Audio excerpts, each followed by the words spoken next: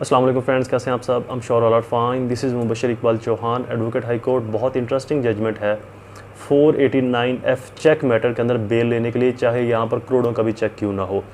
Honourable court ने 2011 PCR LJ page 428 के अंदर ये प्रिंसिपल होल्ड किया कि अगर चेक देने वाले ने अज खुद पैसे नहीं लिए, कर्ज नहीं देना, उसके ऊपर कोई लाइबिलिटीज़ नहीं है, वो चेक चाहे वो किसी और की गारंटी में दे रहा है, वो चेक चाहे किसी और पर्पस के लिए दे रहा है, वो चेक चाहे किसी श्योरिटी के लिए दे रहा है, तो इस केस में उसकी बेल ली जा सकती है। कंप्लेनेंट से ये प्रिंसिपल इस्टेब्लिश करवाना ज़रूरी है। कंप्लेनेंट ने जो पैसे चेक देने वाले को दिए थे वो किस ट्रांजैक्शन मैटर में दिए थे, via cheque, via bank channel दिए थे, वाया कैश दिए थे, किन गवाहान की मौजूदगी में।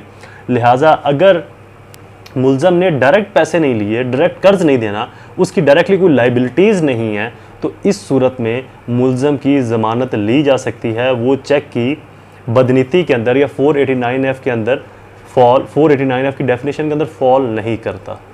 Video is complete. दोबारा हाजिर होगा किसी और इन्फॉर्मेटिव वीडियो के साथ। वीडियो के डिस्क्रिप्शन के अंदर मैं व्हाट्सएप चैनल का लिंक दूंगा, उसको ज़रूर ज्वाइन कीजिएगा, वो आपके लिए काफ़ी इन्फॉर्मेटिव साबित होगा। दोबारा हाजिर होगा किसी और इन्फॉर्मेटिव वीडियो के साथ। वस्सलाम।